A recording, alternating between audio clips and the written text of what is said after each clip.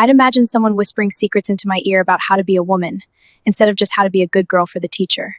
You're right, Camila. In Lagos, we value directness. We find that hiding behind polite insults is a sign of a weak vocabulary. If you thought the trenches in Lagos were scary, try being stuck in a 2 billion naira penthouse in Mayfair with the woman who gave you your jawline.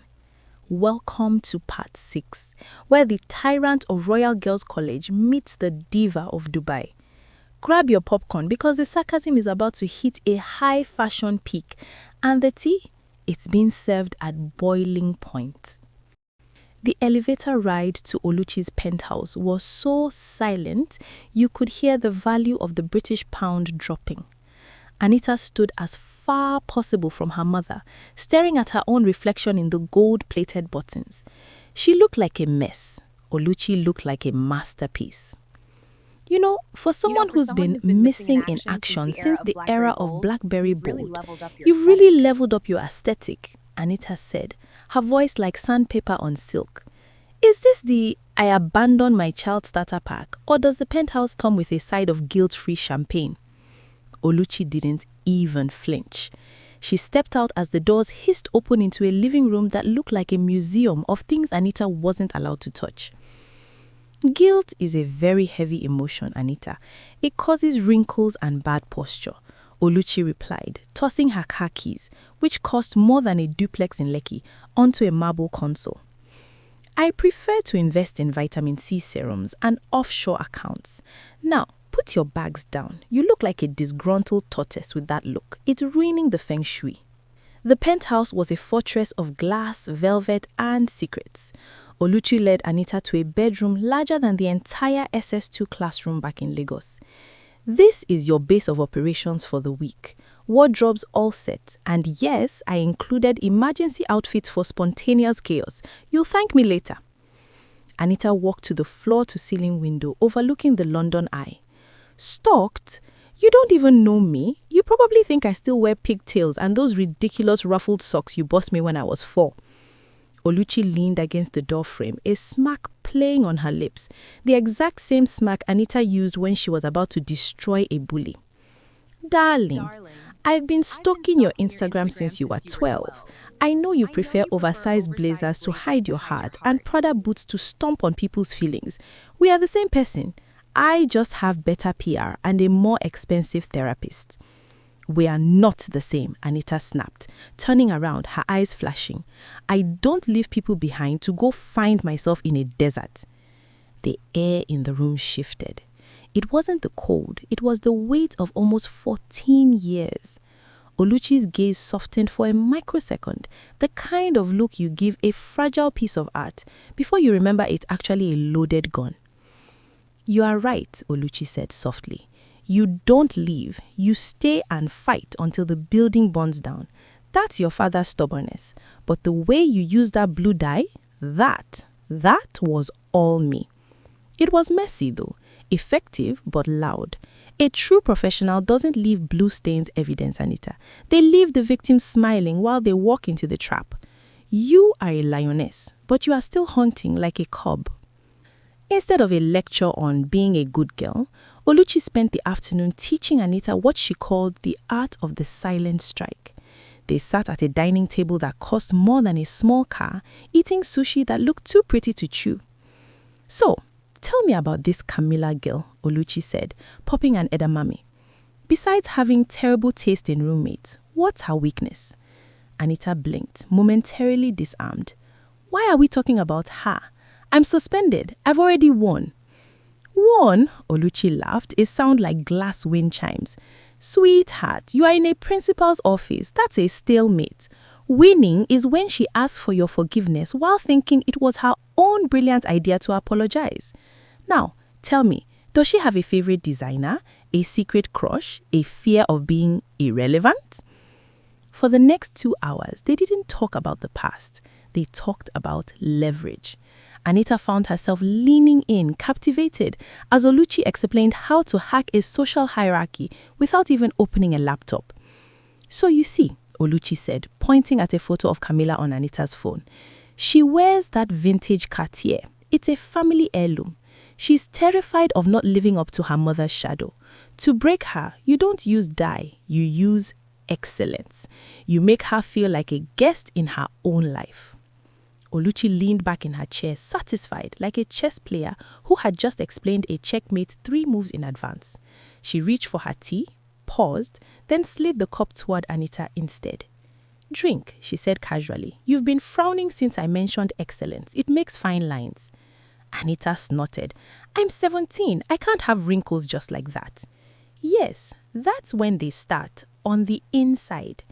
Anita took the tea anyway, suspicious, as if accepting it meant something she wasn't ready to name. She sipped, then glanced around the dining room, the absurd chandelier, the walls that looked like they had never heard of rent.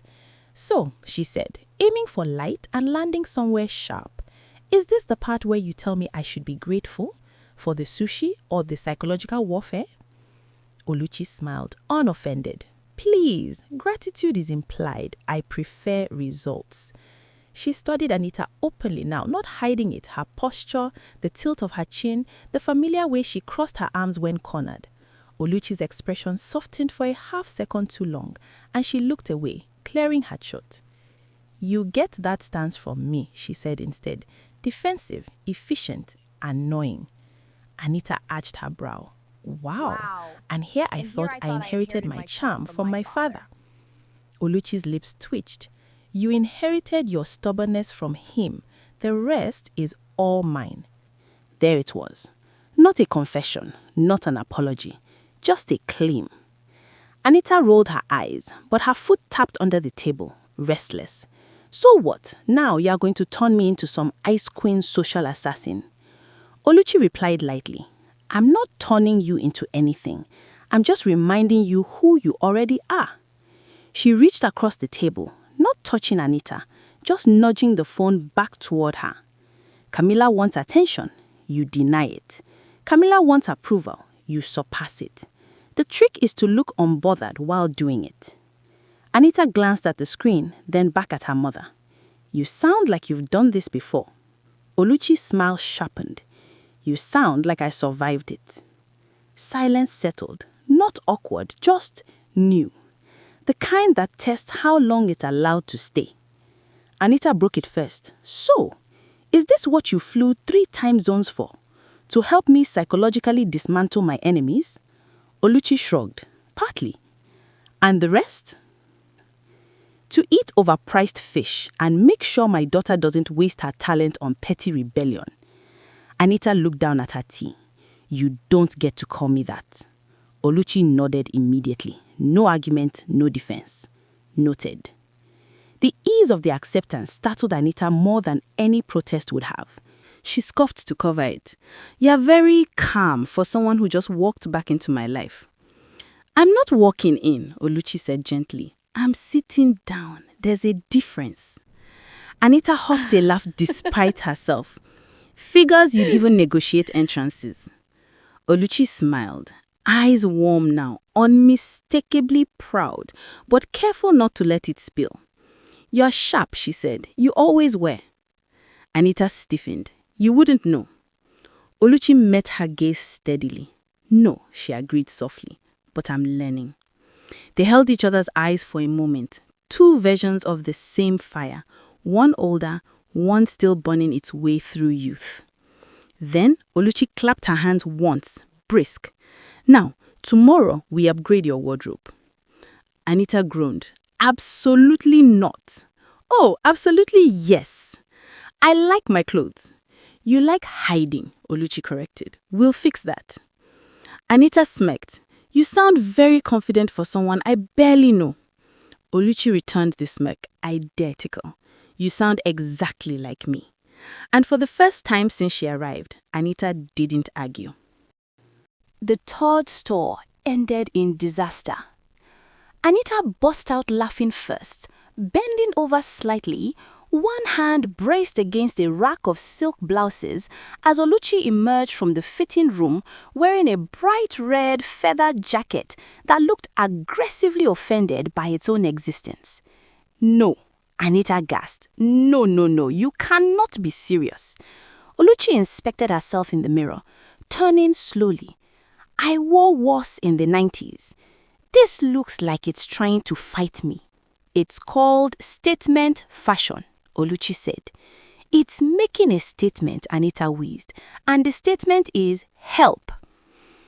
Oluchi raised a brow. You're enjoying this far too much. I wore feathers. I wore confidence. You wore a flamingo. The stylist hovered, terrified. Oluchi shouldered out of the jacket, laughing, a real laugh, unguarded, surprising even herself. Fine, your turn.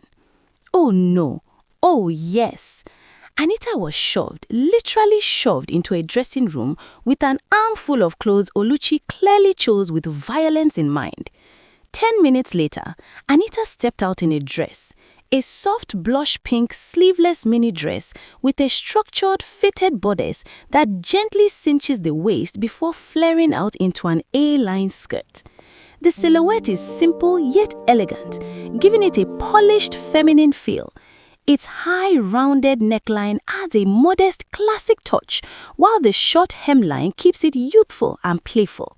The fabric looks smooth and slightly stiff, allowing the skirt to hold its shape beautifully rather than cling. Overall, it feels like a sweet, minimalist summer dress, graceful, girlish, and effortlessly chic. Oluchi's mouth parted. "Oh," she said softly. Then she caught herself. Anita smirked. "That's all I get, "I'm recalibrating," Oluchi said, circling her like a critic. "You walk like you're ready to argue with the patriarchy." "I've had practice," Anita said, popping a gum. Oluchi laughed again, shaking her head. "You are absolutely my child." Anita pointed a finger at her. "Do not say that like it's a compliment." "It is and it isn't," Oluchi replied cheerfully. They moved through the mall like co-conspirators after that, stealing sunglasses from each other's heads, rating outfits on a scale of iconic to lawsuit waiting to happen, daring each other to try ridiculous shoes. At one point, Anita held up a silk scarf and said, "This is ugly." Oluchi tilted her head. "It's misunderstood." "That's what people say about villains." Oluchi smiled. "Villains get things done." They stopped for iced coffee. Anita took a sip of Oluchi's without asking. Oluchi noticed and didn't comment. "Why are you so good at this?" Anita asked suddenly, staring at a display window. "At shopping? At people?" Oluchi considered her. "Because I had to be." Anita nodded once, like that explained everything and nothing. Later, in a quieter store, Anita caught their reflection again. Same posture, same narrowed eyes, same dangerous calm. She looked away first. "You know, you're not as annoying as I expected." Oluchi gasped theatrically. "High praise. Don't let it go to your head." "I won't," Oluchi said lightly. "It's already crowded." They both laughed, and for a moment, just a moment, it felt like friendship. Neither of them named it. Neither of them dared. But when Anita walked ahead, Oluchi watched her with something close to reverence. And when Anita realized Oluchi was still behind her, she slowed down. Just enough. They didn't plan to enter Maison de Verre. They were laughing, actually laughing, when Anita wandered in, drawn by the cool glow of glass and gold, like a magpie with expensive taste. 5 minutes, Anita said over her shoulder. "I just want to look." Oluchi followed anyway. That's how it starts. Inside, the air changed, quieter, heavier, like money holding its breath. At the center of the store, alone on a velvet pedestal, sat the midnight orchid. Emeralds dark, hypnotic, dangerous, the kind of bag that didn't wait to be chosen. Anita felt it before she decided. She reached out, and her fingers brushed another hand. Oh, the woman beside her was striking in an intentional way. Early 30s, flawless makeup, logos loud enough to introduce themselves. Nigerian, new money confidence stretched tight. "Sorry," the woman said, not sounding sorry at all. "I was reaching for that." Anita didn't move her hand. "So was I." The woman smiled, sharp and appraising. "Mark," she called lightly, "isn't this the one I mentioned?" A tall British man in a grey suit stepped closer, already uncomfortable. "Yes, Chioma, very nice."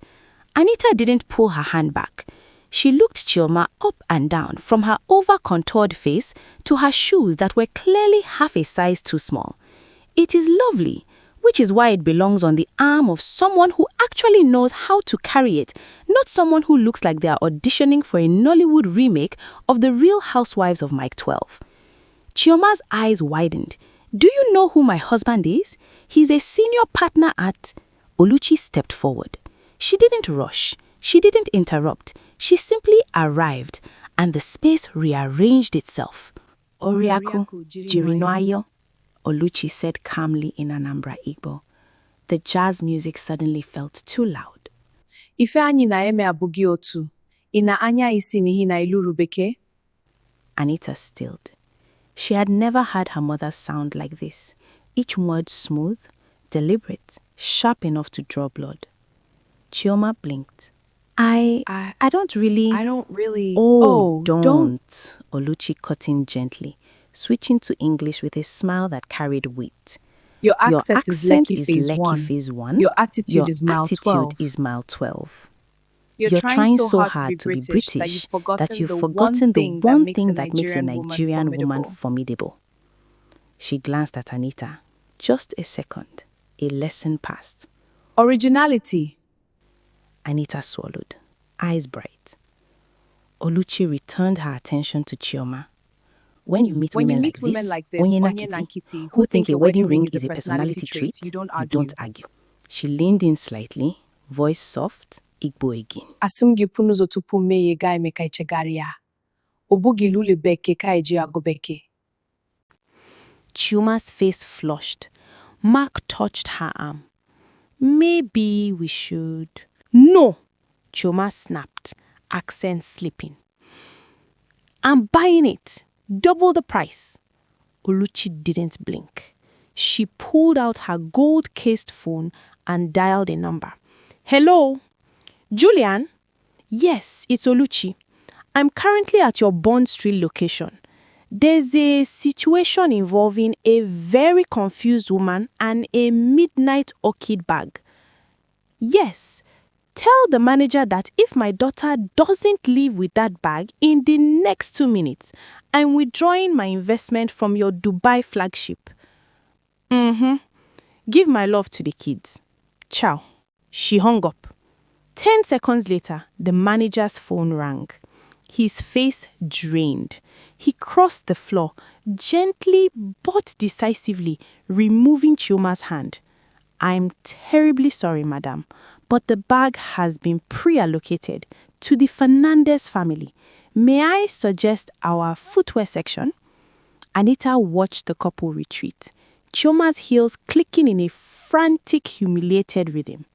Anita looked at the midnight orchid bag, then back at her mother. For the first time, Anita didn't see a stranger. She didn't see the woman who left her at 4. She saw the master. She saw a woman who could navigate the high-stakes boardrooms of Dubai and the grit of the trenches, all while maintaining the sharp, unbreakable pride of her Nambra roots. "You called the owner. That's some boss moves," Anita whispered, a slow, admiring grin spreading across her face. "You didn't even argue. You didn't even raise your voice. You just ended it." Oluchi adjusted her sleeve. "Leverage," she replied. "Why shout when you can whisper and move markets?" She met Anita's eyes. "Never let anyone make you feel small for being African. We didn't enter these rooms. We built them. Everyone else is visiting." Something settled in Anita's chest. Not forgiveness, not closure, recognition. She realized she hadn't just met her mother, she had met her mentor, her matching half, the one person who finally understood her thoughts before she even spoke them. "Teach me that last Igbo line again. I want to save it for Olivia when I get back to school." Oluchi laughed and slipped an arm around her shoulders. "Careful, power is addictive. They left the store together, still joking, still sharp, but something had shifted. By the time they got back to the apartment, the excitement of the day had worn off. Shopping bags were scattered around the living room, some open, some half-tipped, like the day had ended mid-laugh. Shoes were kicked off without care, jackets hung wherever they landed, the apartment smelled faintly of perfume and cold night air. Anita wandered into the guest room Oluchi had prepared for her, the base of operations. She stood in front of the wardrobe, taking in the neat rows of clothes, all her size, all chosen like someone had been paying attention for a long time. She smiled to herself, then sat on the bed, the quiet pressing in around her. From somewhere behind her came the soft sound of a glass being set down. The city hummed outside the windows, distant and steady. Anita stepped back into the living room and noticed the balcony door was open. She didn't think about it. She just walked toward it. The glitter of Mayfair at midnight is different from the neon chaos of Lagos. It's quieter, heavier. It's the kind of silence that forces you to hear your own heartbeat. And for Anita, that heartbeat was currently thumping out a rhythm of 13 years of why. The bravado was gone. The tyrant had clocked out for the night. Anita found Oluchi on the balcony, a silhouette of silver silk against the charcoal sky. She wasn't the Empress of Dubai right now. She was just a woman staring at a city that didn't know her name. Anita stood in the shadows of the glass door, her voice small, the voice of the 4-year-old who used to wait by the window in Ikoyi. "A watch is a funny gift, Mom," Anita whispered. "It tells you exactly how many seconds you are alone. It counts the minutes you are not there. You sent me so many beautiful things, but you never sent a plane ticket." Oluchi didn't move. Her back was a rigid line of expensive silk, but her shoulders trembled, just a fraction. "I used to think I wasn't enough," Anita continued, stepping into the moonlight. Her voice wasn't sharp, it was hollow. "I thought maybe if I got better grades, or if I was quieter, or if I didn't look so much like you, you'd come back. Why did you stay away? Was the world really that much better without me in it?" Finally, Oluchi turned. The moonlight hit her face, and for the first time, Anita saw it. The mask wasn't just slipping, it was shattered. Her mother's eyes weren't cold diamonds anymore. They were deep, dark wells of ancient sorrow.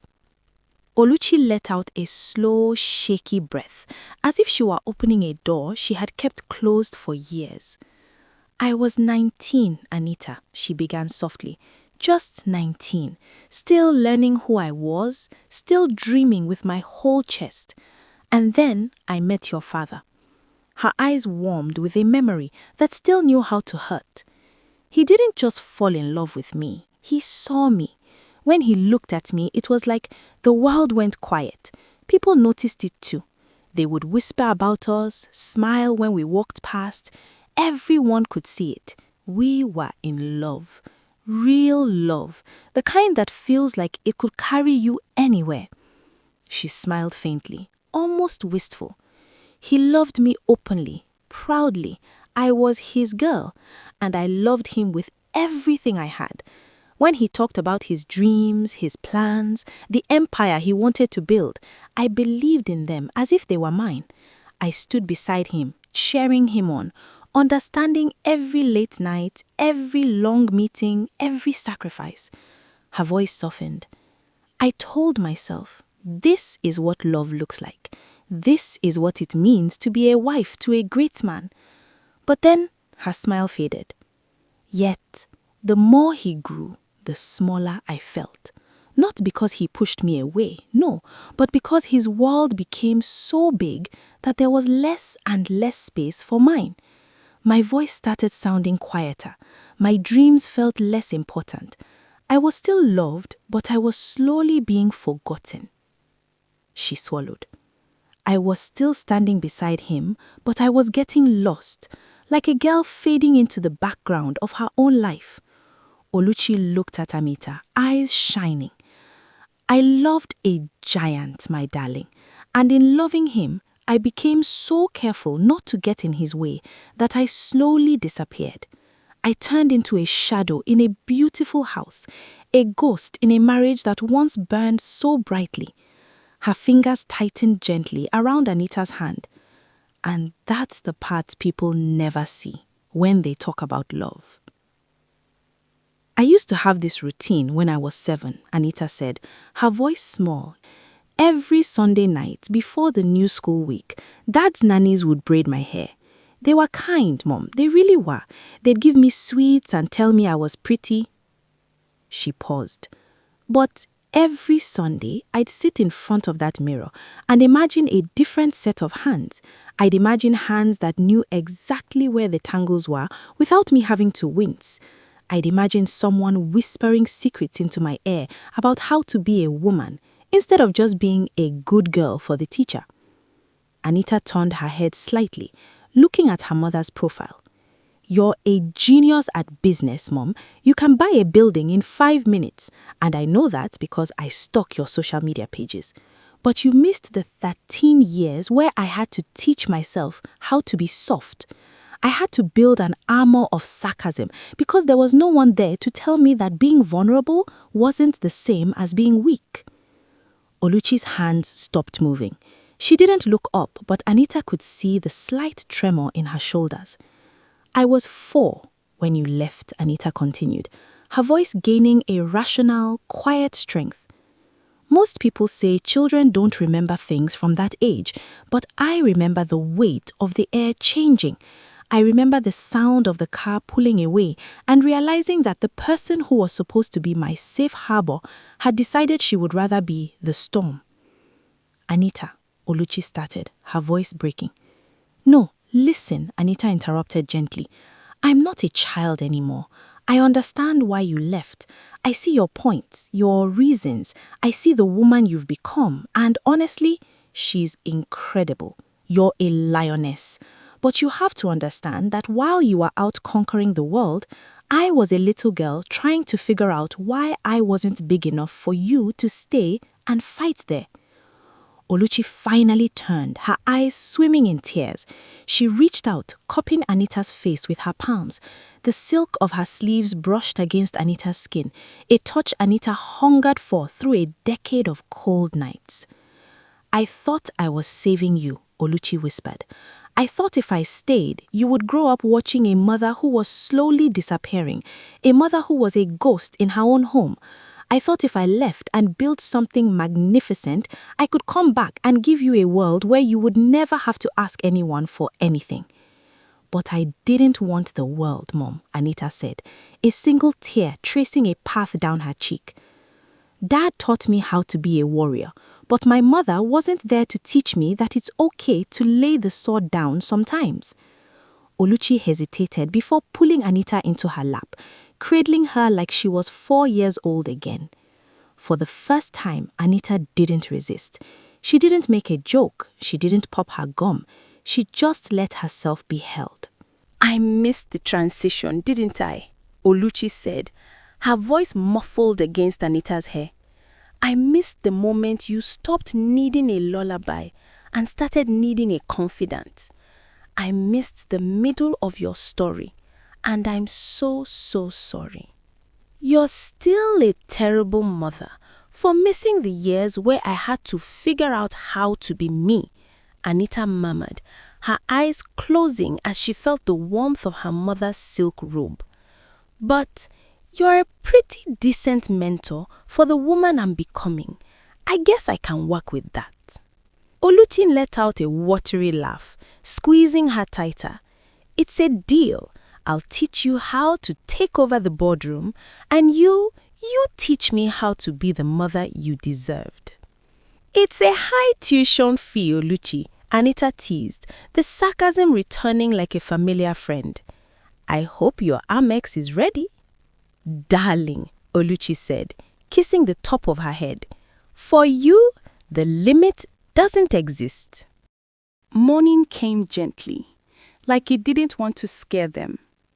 Anita woke to pale sunlight creeping across the ceiling and the faint sound of music drifting from the living room.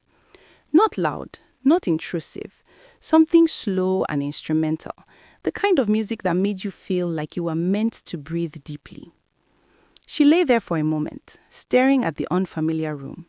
Then it all came back. The shopping, the laughter, the balcony, the things said and not said. She dragged herself out of bed and followed the sound. Oluchi was already up, hair pulled back, dressed in black leggings and a fitted top, rolling out a mat on the floor. Anita stopped at the doorway. "Are we doing Pilates?"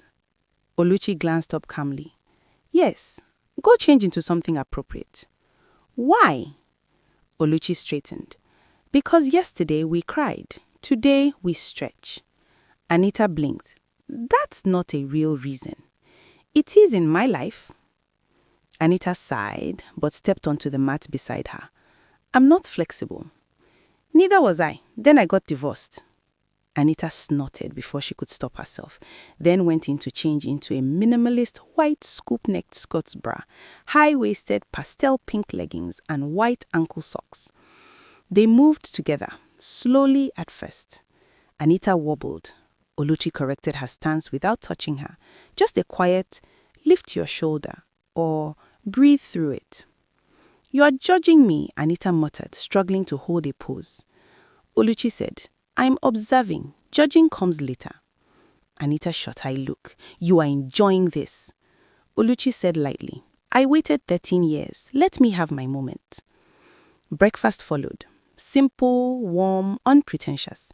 Anita noticed Oluchi sliding the better pieces of fruit onto her plate, pretending it was accidental. Later, the spa. Anita sank into the chair, face masked, eyes closed. "I don't trust this level of peace." Oluchi smiled beside her. "It's temporary. Don't get attached." Anita peeked at her. "You're bribing me, aren't you?" "Yes." "For what?" Oluchi's eyes glinted. "An event." Anita groaned. "I knew it." The event was held at a private gallery in Mayfair, the kind of place that doesn't have a sign on the door because if you don't know where it is, you shouldn't be there. It was understated in the way only truly elite things are. No banners, no noise, just soft, atmospheric music, quiet laughter, and people who looked like they owned countries on paper. Anita stood in front of the car's mirrored window, adjusting her dress. It was a masterpiece of restraint, midnight black, tailored to perfection, simple, elegant, and dangerous. "You're behaving," Oluchi murmured, her voice smooth as a purr as she stepped out of the Aston Martin. "I always behave." Anita popped a fresh piece of strawberry gum one last time before discarding it with practiced grace. Oluchi gave her a look that was half mother, half CEO. "You perform, Anita. You're a star, and stars like to be the center of the galaxy. But today you observe. You move like a ghost and strike like a shadow." Anita nodded, falling into step beside her mother without even thinking about it. For the first time, she wasn't trying to pull away. She was leaning into the gravity of the woman beside her. Anita smoothed her dress nervously. "How do I look?" Oluchi glanced at her once, her gaze clinical and proud. "You look inevitable." "That's not comforting," Anita whispered. "It should be. It means the result is already decided." They moved through the room together, a synchronized unit of Fernandez steel. Anita noticed how Oluchi slowed her steps to match hers without saying a word, a silent accommodation that spoke louder than any apology. 10 minutes in, Anita felt a prickle at the back of her neck. That predictor sense she'd developed in the halls of Royal Girls' College flared up. She turned her head slightly. "Mom!"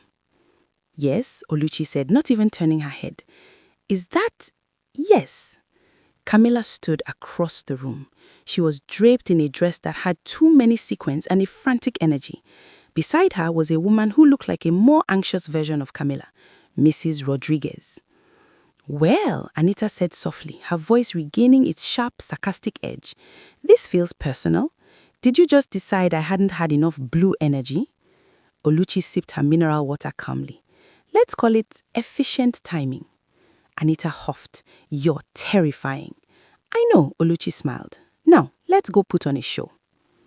Mrs. Rodriguez noticed them almost immediately. She was the kind of woman who measured worth in sitting charts and donation tiers, and Oluchi Fernandez sat very comfortably at the top of both. With a practiced smile and a hand tight around Camila's wrist, she guided her daughter across the room. "Mrs. Fernandez," she said warmly, though her eyes flicked with calculation. "Or should I say Miss Fernandez now? I do find it rather interesting that you still use your ex-husband's name after all these years. One would think a woman as accomplished as you might want something more original." "Oh, I do love that you've done your homework," Oluchi replied lightly. "I do appreciate your diligence," Oluchi said, voice smooth as silk. "But the name isn't a souvenir, Mrs. Rodriguez. I helped build it. The board respects it, the investors adores it, and truthfully, it gets results far faster than polite chatter ever could." Mrs. Rodriguez's lips tightened, and she eventually focused her gaze on Anita. "And this must be Anita. We've heard so much about her." Anita stepped forward before Camila could even open her mouth to hiss. "Hello, ma'am." Anita's voice was warm honey. "It's such a pleasure to finally meet the woman behind the Rodriguez reputation. Camila has mentioned your high standards quite often." Camila stiffened, her face turning a shade of pink that clashed horribly with her sequins. Mrs. Rodriguez beamed. "Oh, she's so well-spoken, Oluchi, you didn't tell me she was this charming." "My mom insists on it," Anita said sweetly, glancing at Oluchi. "She says a woman's mind should be sharper than her heels, though these heels are quite sharp." Camila tried to reclaim the floor. "Anita's new here, Mom. She's still adjusting to, civilized conversation. It's a bit different from the expressive way they talk in Lagos, right, Anita?" Anita didn't skip a beat. She tilted her head, looking at Camila with genuine, devastating pity. "You're right, Camila. In Lagos, we value directness. We find that hiding behind polite insults is a sign of a weak vocabulary. But don't worry, I'm learning. It's like a second language for beginners." Mrs. Rodriguez frowned slightly at Camila. "Camila, darling, stand properly. Your posture is sagging. Look at Anita. She's perfectly poised." They moved toward the buffet, a spread of hors d'oeuvres that looked like modern art. Camila was desperate. She could feel her mother's approval shifting toward Anita like a tide. "Oh, Anita," Camila said loudly, gesturing to a plate of complex-looking canapes. "You probably wouldn't understand the flavor profile of this. It's very European, truffle and aged Gruyere, a bit more sophisticated than, what do you call it, jollof?" The room went quiet for a second. Mrs. Rodriguez looked mortified. Anita didn't get angry. She didn't even snap. She looked at the canopy, then at Camila, and let out a soft, intellectual hum. "Actually," Anita said calmly, "the earthiness of the truffle is a beautiful counterpoint to the saltiness of the Gruyere. But technically, the Gruyere is overaged for this pairing. It's competing with the wine. And as for jollof, Camila, it's a dish built on complex layers of spice and smoke. It requires patience and a refined palate. I'd be happy to explain the chemistry of it to you later if you are finding the sophisticated flavors too confusing." Camila stumbled, her face heating up. "I wasn't saying I was confused. Anita interrupted with a smile that didn't reach her eyes. "I'm curious. Please finish your thought. Why wouldn't I understand it?" Camila had nothing. She looked at her mother, who was looking at her like a stranger. "Camila," Mrs. Rodriguez whispered sharply, "that was incredibly ignorant. Apologize." "It's okay, Mrs. Rodriguez," Anita said, placing a gentle hand on the older woman. "Everyone has their moments of limited perspective. It's a learning curve." The desperation reached a fever pitch. As the group moved toward the terrace, Camila accidentally tripped, her glass of champagne tilting dangerously toward Anita's pristine black dress. It was the oldest trick in the book, but Anita has spent a week with the woman who wrote the book. Anita stepped back with the grace of a matador, the champagne splashing harmlessly onto the marble floor, inches from her shoes. "Oh no," Anita said lightly, looking at the puddle. "That would have been tragic. That champagne is a 96 vintage. It's a shame to see it on the floor instead of being enjoyed." Camilla was panting now, her eyes wild. You think you're so perfect. Mom, she's not like this at school. She's a nightmare. She was suspended. She's a bully who thinks she can buy her way out of everything. Mrs. Rodriguez looked like she wanted to melt into the floor. Anita looked down at her shoes, then back at Camilla. Her voice was soft, rational, and heartbreakingly honest. I was suspended, yes, Anita said, her voice carrying just enough for the nearby circle to hear. I made a mistake. I let my emotions get the better of me because I was feeling lonely in a new place. I'm not perfect, Camilla. I'm just trying to be better than I was yesterday. Aren't we all? Mrs. Rodriguez's eyes softened. She looked at Anita, this troubled girl who was showing more maturity than her own daughter. Oluchi stepped in then, her voice a low, silken protective. Some people learn from their mistakes, Mrs. Rodriguez. Others just choose to relive them as a hobby. Mrs. Rodriguez turned to Camilla, her voice cold. Camilla, go to the car, now. But Mom, the car, Camilla. Your behavior tonight has been an embarrassment. You've been spiteful, loud, and quite frankly, exhausting. Anita has been a delight. By the end of the evening, Mrs. Rodriguez was holding Anita's hands, beaming at her. You're such a lovely girl, Anita, she said, ignoring her daughter who was sulking by the door. So calm, so confident. I hope Camilla spends more time with you. Perhaps some of that Lagos directness will rub off on her. As they walked away, the cool London night air hitting their faces, Anita leaned toward her mother. You absolutely 100% planned that entire encounter. You knew they'd be here. Oluchi smiled, the moonlight catching the diamond at her throat. I simply introduced you to an opportunity. What you did with it was all you. That's not what I meant, and you know it, Anita huffed, but she was smiling. Oluchi glanced at her, her expression softening into something real. You handled yourself beautifully, Anita. You didn't just win. You made her look like the aggressor while you stayed the victim. That's high-level strategy. Anita shrugged, pretending it didn't matter, but her heart was racing. Guess I had a good teacher. Oluchi didn't tease her for that one. Instead, she reached out and tucked a loose strand of hair behind Anita's ear. They walked toward the Aston Martin, heads high, steps matched, shoulders almost touching. It wasn't a performance for the crowd anymore. It was alignment. And somewhere behind them, leaning against a cold stone pillar, Camilla finally realized the truth. She hadn't just lost a social battle.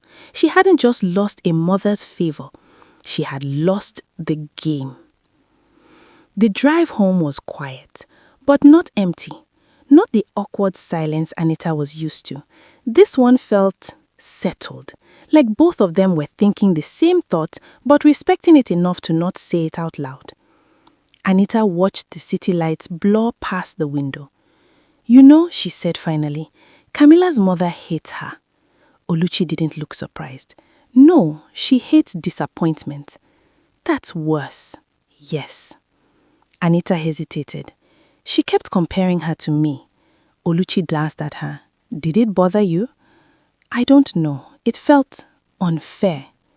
Oluchi smiled faintly. Good. That means you're not cruel. They drove in silence for a moment, the road stretching long and smooth ahead of them. It felt unfair, Anita added quietly. To Camilla. Oluchi nodded. You can dislike someone and still refuse to humiliate them. That's restraint. Anita sighed. I don't even know if I did anything. You did, Oluchi said gently. You didn't perform. You didn't compete. You just existed confidently. Anita frowned. That doesn't sound like much. Oluchi smiled. It terrifies the right people. Anita laughed under her breath, then grew serious again. You really didn't have to do all that today. I know. Then why did you? Oluchi took a breath, slower this time, because I wanted you to see what happens when you don't make yourself smaller just to survive a room. Anita swallowed. I wasn't trying to prove anything. I know, Oluchi said. That's why it worked. They pulled into the driveway. The car lights washed briefly over the building before fading. The engine went quiet. The door closed behind them with a soft click. Anita slipped out of her shoes and left them by the wall without thinking. It felt easy, like she belonged here, at least for tonight. She wandered into the kitchen, leaning back against the counter. You weren't like this before, she said, staring at the marble surface. Oluchi set her bag down carefully. I wasn't. You're calmer now, Anita continued. Less sharp. That's what age does when it finally stops fighting On you. purpose. Anita tilted her head. Or guilt. Oluchi met her eyes, didn't deny it. Yes, she said simply. Anita's chest tightened. You missed everything. I know. My first debate competition. I know. My year 6 ballet recital. Oluchi closed her eyes briefly. I know. Anita's voice cracked despite her effort to keep it light. Why now? I fell during the pirouette. I looked for you in the front row. Silence filled the room. Not defensive, not tense, just honest. I don't have an excuse that would make that okay, Oluchi said quietly. All I can say is that I saw the photos afterwards, and I cried over them longer than I should admit. Anita folded her arms. You left. Yes. No argument, no justification. Anita let out a shaky breath. Why now? Oluchi leaned back against the opposite counter. Because I already missed too much of you, and I refuse to waste this one pretending I don't care. Anita laughed softly. You're really bad at pretending. I've noticed. They shared a look. One of those rare ones where both people know something important just passed between them. Anita said suddenly, You planned today? Yes. On purpose? Yes.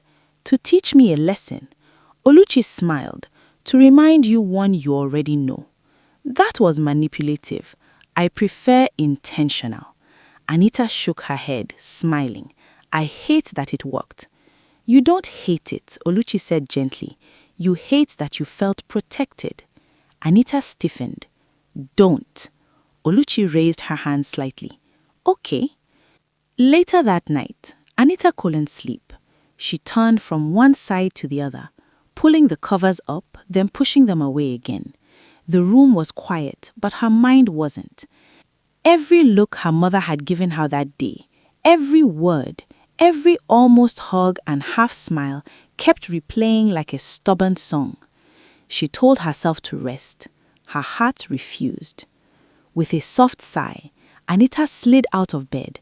Her bare feet made no sound on the cool floor as she padded into the hallway, not really deciding where she was going, just following the pull in her chest. The house was dim and hushed, lit only by the faint glow of wall lamps. It felt bigger at night, softer somehow, like it was holding its breath. Anita walked past closed doors, past expensive art and quiet luxury, barely noticing any of it. Her thoughts were loud. What if this is all temporary? What if she leaves again? By the time she realized where she was standing outside Oluchi's bedroom. The door was slightly open. Warm light spilled out, gentle and inviting. Anita hesitated, fingers hovering near the door frame, feeling very small. Then, softly, almost afraid to break the moment, she whispered, Mom? The word came out small, fragile, not the sharp, armored version of Anita the world knew, but the one that had been waiting quietly for years. Oluchi Yes? looked up from her tablet. Yes, she said gently. Anita didn't answer right away. Her throat tightened, eyes burning before she could stop it. She took one step forward, then another, hesitant, like she was afraid the moment might disappear if she moved too fast. Her voice broke. She swallowed hard. I miss you. The words rushed out after that, raw and unfiltered. I miss you more than I let myself say, more than I pretend, more than I want to admit. I tried to be angry for so long because it hurt less than admitting that I just wanted my mom. Is this real? Are you going to leave again? Her knees gave way before she realized it. Anita crossed the room in 2 shaky steps and collapsed into Oluchi's arms like a child who had finally found her way home. Oluchi froze for half a second. Then her arms wrapped around Anita fully, tightly, like she had been holding herself back from doing this for 13 years. "Oh, my baby," Oluchi whispered, her voice cracking. Anita clutched the front of her mother's robe, face buried against her chest. She cried the way she hadn't cried since she was 4, loud, uneven, helpless. "I waited," Anita sobbed. "I waited for you. Every birthday, every school event, I kept thinking maybe this would be the year. No amount of time I said this would ever make it better, because it's hot," Anita said. Oluchi's tears fell freely now, soaking into Anita's hair as she held her closer, rocking her slightly, as if instinct had never left her. "I know," Oluchi cried. "I know, I should have been there. I should have held you. I should have never let you feel alone." Anita shook in her arms. "I didn't want gifts. I just wanted you." "I'm here," Oluchi whispered desperately. "I'm here now. I'm not going anywhere." They stayed like that, mother and daughter tangled together on the edge of the bed, breathing each other in, crying until the tears softened into quiet hiccups, until the pain loosened its grip just enough to let peace seep in. At some point, Oluchi shifted them gently onto the bed, pulling the covers over both without letting go. Anita curled instinctively against her, small again, safe again. Her breathing slowed. Oluchi pressed a trembling kiss to the top of her daughter's head, tears still sliding silently down her face. "I've got you," she whispered, more to herself than to Anita. "I've got you now." Anita murmured something incoherent in her sleep, fingers tightening briefly in Oluchi's robe, just to be sure. Oluchi didn't move. She stayed awake long after, holding her child like a promise she would never break again. For the first time in 13 years, they fell asleep not as strangers trying to find each other, but a mother and her daughter, exactly where they belonged. The penthouse was silent, save for the rhythmic, soft breathing of the girl curled against Onvuchi's side. Anita had finally fallen into a deep, heavy sleep, the kind of sleep that only comes when the soul finally stops sprinting. Oluchi didn't want to move. She wanted to stay in this moment forever, but her heart was so full it felt like it was going to burst through her silk robe. Very gently, with the precision of someone handling high-grade explosives, she untangled herself. She tucked the duvet around Anita's shoulders, pressed one last silent kiss on her forehead, and stepped out onto the balcony. The London air was crisp, biting through her silk, but she didn't feel the cold. She picked up her phone and dialed a number she knew by heart, even if it had been walk only for a decade. It was 2 a.m. in London, 3 a.m. in Lagos. He picked up on the second ring. "She's okay?" Chiemeka's voice was instant, low, gravelly, and laced with that immediate fatherly panic he could never quite hide. "Oluchi, why are you calling me at this hour?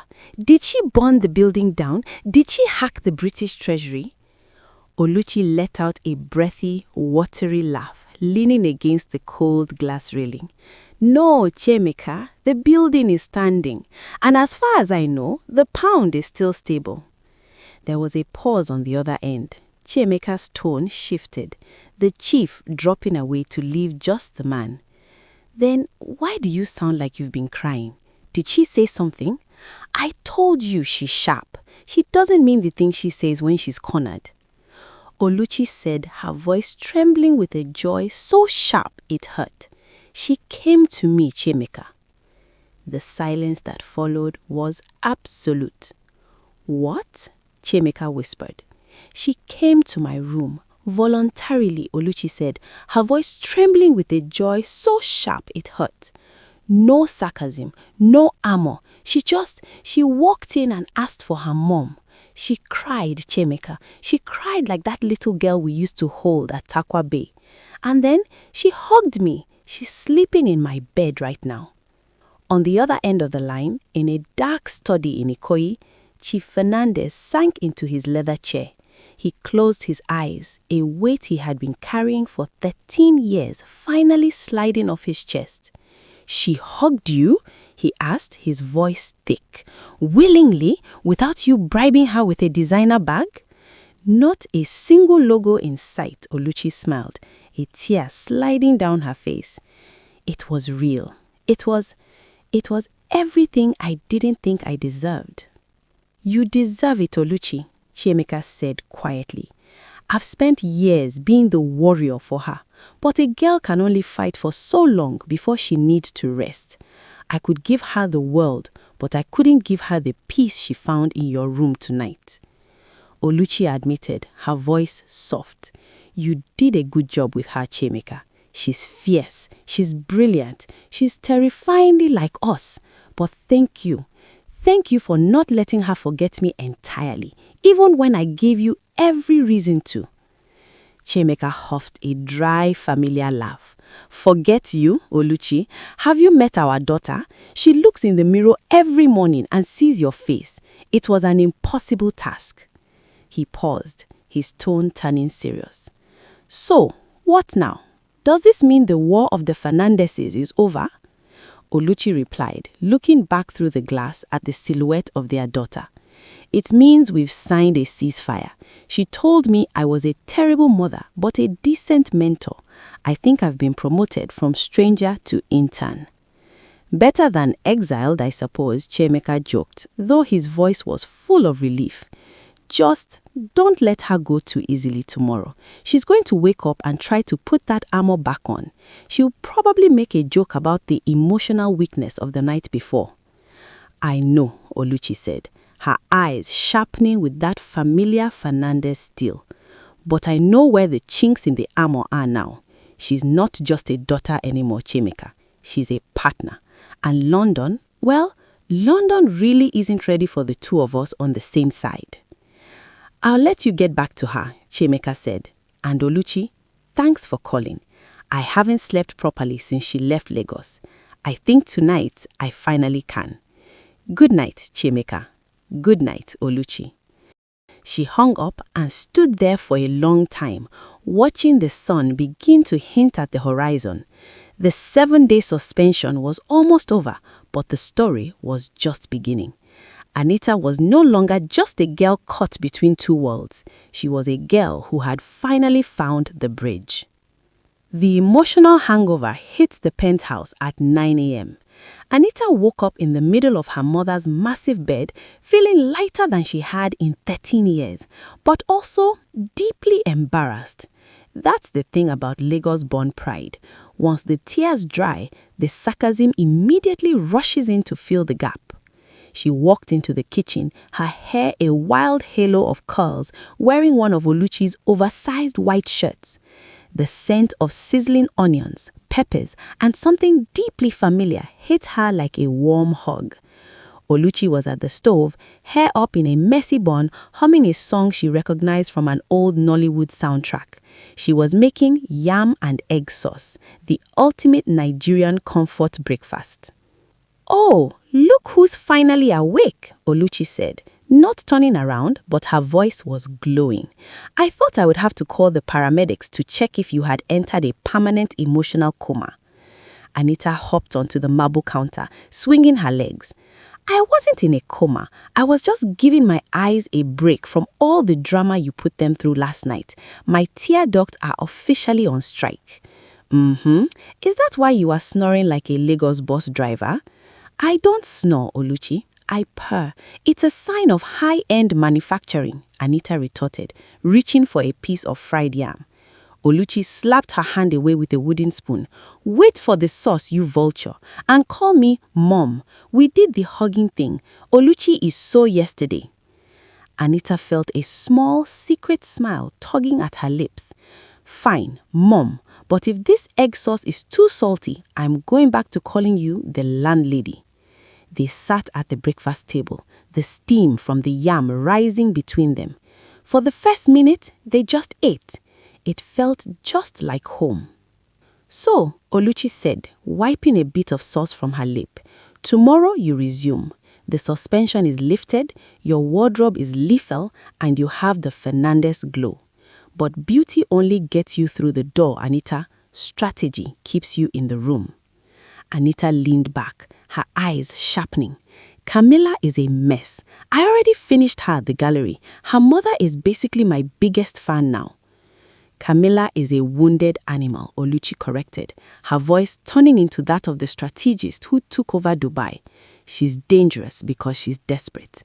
But the real problem isn't Camilla, it's Olivia. Anita nodded. Olivia is the golden girl. She doesn't get her hands dirty. She just whispers and things happen.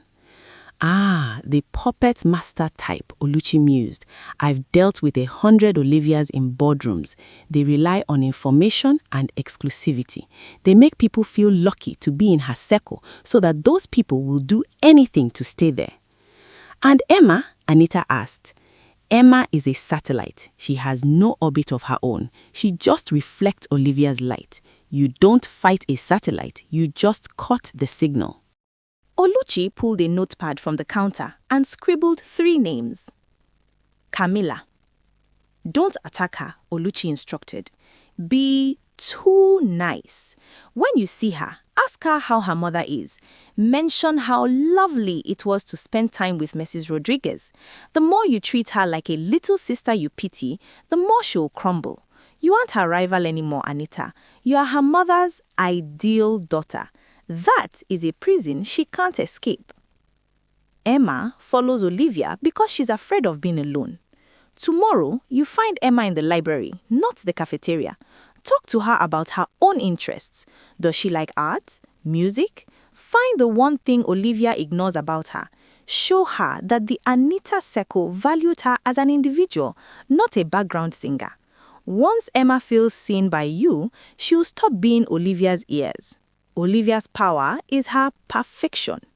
Tomorrow, you don't compete with her. You ignore her. When she tries to mentor you, smile and say, "That's so sweet of you to worry, Olivia. I'll keep that in mind for my biography." You treat her like she's adorable, not powerful. And the moment she sleeps, the moment she shows her teeth, Oluchi leaned in, her eyes dancing with a familiar, dangerous fire. You use the rent the runway leverage. Mention very casually that you saw a dress just like hers on a budget rental site and how smart it is to save money during these times. In a school like Bee's, the only thing worse than being a bully is being fake. Anita sat there, mesmerized. She realized that while she had been playing checkers in Lagos, her mother was playing 4D chess in London. "You are a terrifying woman, Mom," Anita whispered, a slow grin spreading across her face. "And a Fernandez, darling," Oluchi said, standing up to clear the plates. "We don't lose. We just allow the other person to think they're winning until it's too late to run." Anita stood up and hugged her mother from behind, burying her face in the silk of her robe. "Thank you for everything." Oluchi turned in her arms, holding her daughter's face. "Tomorrow, you walk in there like you own the ivy on the walls. And remember, if you need a distraction, I'm only one donation away from calling a sudden board meeting." Anita laughed, popping a fresh piece of strawberry gum. "I think I've got this." The dining table had been cleared of strategy notes and breakfast crumbs. The general and the lieutenant had officially retired to the media room, a space that felt more like a private cinema, with plush velvet sofas that swallowed you whole. "We are not watching a documentary on emerging markets, Mom," Anita declared, diving into a sea of cashmere pillows. "I've had enough of education for 1 week. I want brain rot. I want something with a budget of 2 naira and a plot that makes no sense." Oluchi laughed, settling beside her with a bowl of gourmet popcorn that probably cost more than a flight to Abuja. "Fine, but if it's a rom-com where the girl gives up her career for a man who lives in a barn, I'm leaving the room. I have a brand to protect." They settled for a classic high-drama Nollywood throwback, the kind where the mother-in-law is a literal sorceress and the prince drives a car with a visible dent. "See," Anita pointed, at the screen mocking the lead actress's dramatic fainting spell. "That's you, Mom. That's exactly how you looked when I told you I didn't like your red feather jacket yesterday." "I did not faint, Anita. I suffered a momentary lapse in my aesthetic confidence," Oluchi retorted, throwing a kernel of popcorn at her. "And please, look at that wig. If she spent less time crying and more time at a salon, her husband wouldn't be strayed by a girl in a crop top." As the movie played, the sarcasm began to soften into something real. Anita found herself leaning against Oluchi's shoulder, the silk of her mother's robe a familiar comfort now. "It might end for Camilla tomorrow, though," Anita added with a smirk. "Oh, absolutely," Oluchi agreed, her eyes dancing. "But that's future Anita's problem. Present Anita is busy being pampered." They spent the rest of the afternoon like best friends. They did matching gold leaf face masks. They looked through all digital files of Oluchi's early days in Dubai, the scrappy years before the penthouse. Anita realized then that her mother wasn't just a diva, she was a survivor. And Oluchi realized that Anita wasn't just difficult, she was a girl who had been holding up the sky by herself for too long. As evening fell, they moved to the war room, the walk-in closet. "First impressions are for amateurs," Oluchi said, pulling out a structured cream-colored wool blazer and matching trousers. "This is for the return of the queen. It says, 'I'm not here to fit in, I'm here to oversee the transition.'" Anita looked at the outfit. It was sharp, sophisticated, and made her look 5 years older in the best way possible. "And the hair?" Anita asked. "Sleek, high ponytail. Let them see your face, Anita. Let them see that the girl who has returned as the woman with a plan.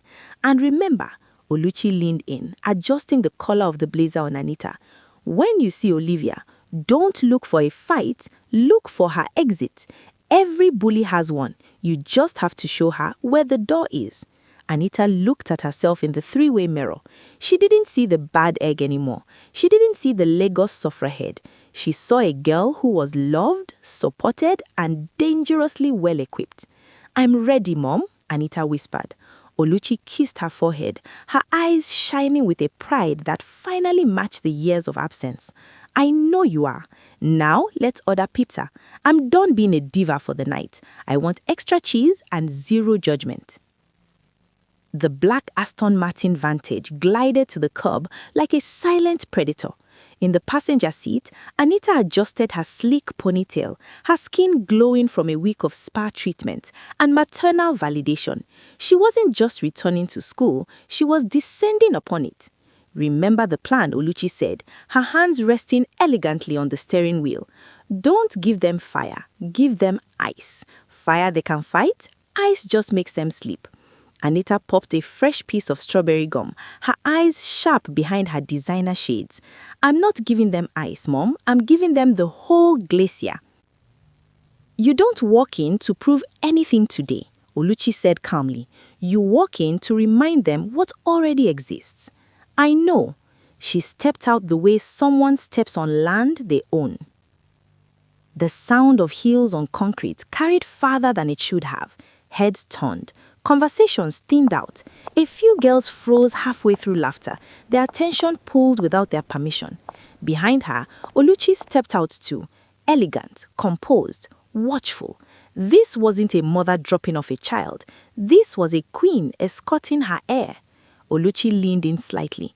"Don't lower your eyes, not even once." Anita didn't need to be told twice. She started walking toward the entrance. A few meters ahead, a silver Mercedes pulled up. Camila stepped out, looking like she'd spent the morning trying to hide the stress breakouts with heavy foundation. Standing there, waiting for her, like a welcoming committee for a disaster, were Olivia and Emma. Emma's eyes flicked behind Camila for a half second and then widened. Camila followed her gaze. Anita, walking in, straight-backed, calm, untouchable. She wasn't looking at them yet, which somehow felt worse. Camila's voice dropped. Why is she like that? Olivia didn't answer because she understood what Camila didn't yet. That walk wasn't confidence. It was return. Anita lifted her eyes and found them. She didn't smile right away. She just looked, the way people look when they're deciding where to place something expensive. Then she smiled, soft, controlled. She stopped a few steps away from them. Good morning, Anita said gently. I trust you all enjoyed the quiet while I was gone. Camila shifted. Olivia crossed her arms. Camila tried to find her voice first, her hands clutching her bag. Oh, look, the bad egg has finally decided to show her face. I see you've spent your week playing dress up with your mother. I see you've borrowed your mother's stylist for the day. Is the Lagos tyrant trying to blend in with the London elite now? Camila, love, Anita said, her voice a low, polished silk. You are still wearing that foundation? It's a bit heavy for 8 a.m. It's giving desperation, not glow. And I was just chatting with your mother, Victoria, at the gallery. She was telling me how much she hopes my influence rubs off on you. She seems quite exhausted by your current trajectory. I don't want tension. I just want clarity. Anita took one step closer. This school doesn't run on rumors or friendships or who sits with who at lunch. Her eyes flicked to Olivia. It runs on influence, then to Camila, on visibility, then to Emma, and on who can survive being seen. She straightened. So, here is your clarity. Her voice was still soft, but now it carried. I'm back, and whatever space you thought you owned, I'm standing in it. A pause. Not awkward. Heavy. Anita smiled again. You can adjust, or you can feel uncomfortable. Either way, I'll be here. Anita offered a small, terrifyingly sweet smile. I have a meeting with the headmistress where I'll be explaining exactly why your little blue dye narrative didn't hold up in the gallery light. Clock it, she said annoyingly, looking at Camila. She turned and walked toward the doors. No waiting, no checking behind her. Camila stood frozen. Emma looked shaken. Olivia watched Anita go, jaw tight, because she knew something had shifted. Not loudly, not dramatically, but in a way that couldn't be undone. They expected an apology, but they got an audit. They expected a cub, but they met a lioness who has spent her week learning how to move markets and souls. I'm dropping the pen right here, besties.